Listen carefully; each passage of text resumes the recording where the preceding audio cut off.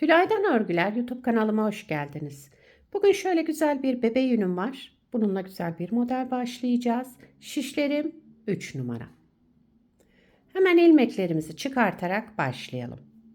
Şöyle ilmeklerimi çıkartıyorum. Bu model için ilmek sayısı 5 ve 5'in katları artı 2. Yani şöyle her model 5 ilmekten oluşuyor. En sonunda da kenar ilmeği olarak 2 ilmek ekliyoruz. Şöyle.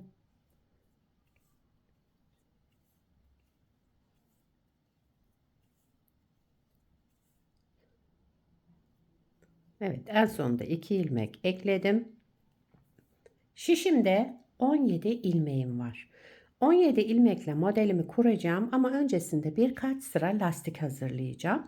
Siz de istediğiniz lastiği yapabilirsiniz. Lastiksiz de yapabilirsiniz bu modeli. Hangisi hoşunuza gidiyorsa o şekilde kullanabilirsiniz. Ben bir ters bir düz lastiğimi tamamlayıp geliyorum.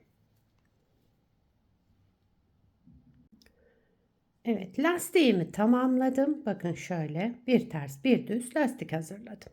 Şimdi modelimizi kurmaya başlayalım. Modelin birinci sıra ön yüzündeyim. Kenar ilmeğinden sonra bir ilmek örmeden aldım. Bakın bu ilmeğimi örmeden aldım. İpim kendimden tarafta. Bir ilmek ters, bir ilmek örmeden alalım. Bir ilmek ters örelim, bir ilmek örmeden alalım. İpimiz kendimizden tarafta olacak. Sıra sonuna kadar devam ediyoruz. Birinci sıra ön yüzündeyim. Evet, bir ters ilmek ördüm. Pardon, bir ilmek örmeden aldım. Daha sonra bir ters ilmek ördüm. Sıra sonuna kadar bu şekilde devam ettim. Son ilmeğimi örmeden aldım. Daha sonra kenar ilmeğimi düz olarak ördüm. İkinci sıra arka yüzüne geçtim. İlmeklerimin tamamını ters örüyorum. Bu modelde arka yüzünde farklı bir işlem yapmayacağız. Ters örülecek sadece. Model kurulumu şekillendirme ön yüzünde olacak. Evet, ikinci sıra arka yüzünde sıra sonuna kadar ilmeklerimizi ters örerek tamamlayalım. Ben şöyle biraz hızlı yapıyorum burada. Çünkü farklı bir işlem yapmıyorum. Evet. Üçüncü sıra ön yüzüne geçtim. Şimdi birinci sırada ne yaptıysam tersini yapacağım. Modeli kaydırmış olacağız. Birinci ilmeğimi örmeden almıştım birinci sırada. Şimdi bu ilmeğimi ters örüyorum. Bir ters ilmek, bir ilmek örmeden alalım. İpimiz ön tarafta. Bir ters ilmek, bir ilmek örmeden alalım. Bir ters, bir ilmek örmeden alıyorum. Sıra sonuna kadar böyle devam ediyoruz.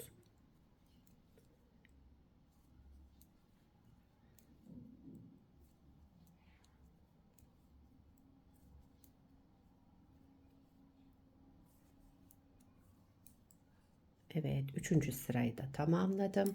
Dördüncü sıra arka yüzüne geçtim. İlmeklerimin tamamını ters örüyorum. Sıra sonuna kadar ilmeklerimizi ters örerek devam ediyoruz. Modelimiz oldukça kolay. Yani yeni öğrenenler bile bunu kolaylıkla yapabilirler. Her türlü örgülerinizde de uyarlayabilirsiniz. Yetişkin örgülerinde, çocuk örgülerinde hepsinde kullanılabilir. Güzel, yapımı kolay modellerden.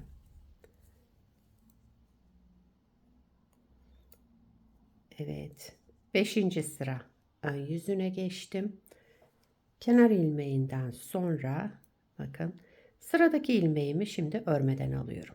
Burada birinci sıradan yaptığımız gibi kenar ilmeğinden sonra ilmeğimizi örmeden alalım. Bir sonrakini ters örelim. Bakın bu ilmeğimizi örmeden alalım. Bir sonrakini ters örelim. Sıra sonuna kadar devam ediyoruz.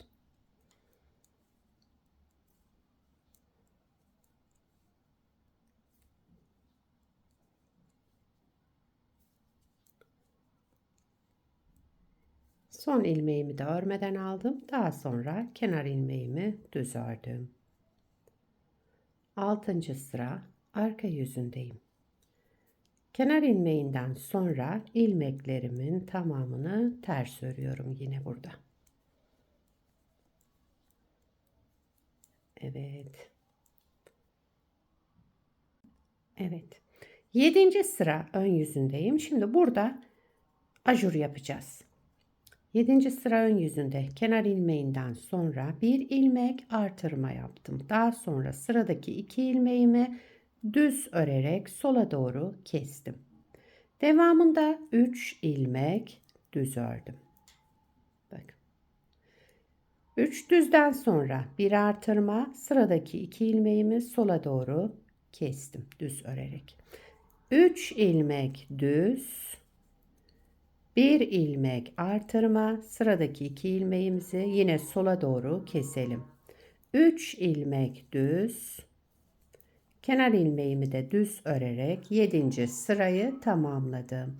8. sıra arka yüzünde ilmeklerimizin tamamını ters örerek tamamlayalım. 9. sıra ön yüzündeyim. Kenar ilmeğinden sonra sıradaki ilmeğimi düz ördüm. Şurada kesme yaptığım ilmeğe geldim. Önce bir artırma yaptım. Daha sonra sıradaki 2 ilmeğimi düz örerek sola doğru kestim. Devamında yine 3 ilmek düz. 1 ilmek artırma, sıradaki 2 ilmeğimizi sola doğru düz örerek keselim. 3 ilmek düz örelim. 1 ilmek artırma yapalım. Sıradaki 2 ilmeğimizi de sola doğru keselim. Sıra sonunda da 2 düzümüz kaldı. Düz örelim. Daha sonra kenar ilmeğimi de düz ördüm.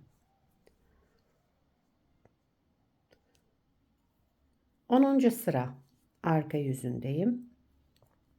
Kenar ilmeğinden sonra bütün ilmeklerimi ters örüyorum.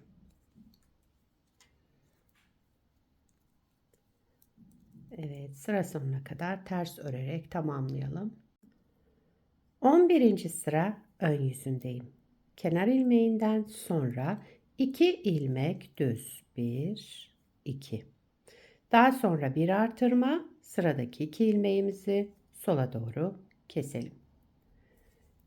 3 düz aralarda bir artırma, 2 ilmeği sola doğru keselim. 3 düz, bir artırma, 2 ilmeği sola doğru keselim. Daha sonra bir düz ve kenar ilmeği.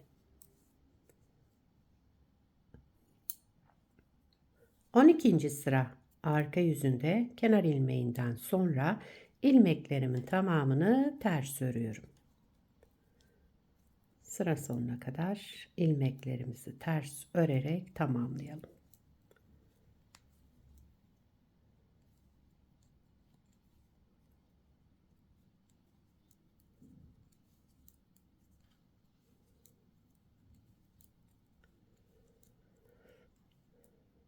Evet, kenar ilmeğimi de düz ördüm. 13. sıra ön yüzündeyim. Kenar ilmeğinden sonra 1, 2, 3 ilmek düz ördüm. Bir artırma yaptım. Sıradaki ilmeğimi ve bir sonrakini alarak sola doğru kestim. 3 ilmek düz, bir ilmek artırma yaptım. Sıradaki 2 ilmeğimi sola doğru kestim. 3 ilmek düz, bir ilmek artırma yaptım. Sıradaki 2 ilmeğimi düz örerek sola doğru kestim. Daha sonra kenar ilmeğimi ördüm. Bakın burada ilmeğimizi bitirdik. Buradakiler de arttı. Model çünkü sola doğru kesilerek yapıldığı için. 14. sıra arka yüzünde ilmeklerimizin tamamını ters örerek tamamlayalım. Evet, sıramı tamamladım. Modeli bir kez kurmuş oldum. Bakın. Model böyle devam ediyor. Burada lastikli çalıştık. Burada lastiksiz yaptım. Bakın ikisini de şöyle görmeniz için.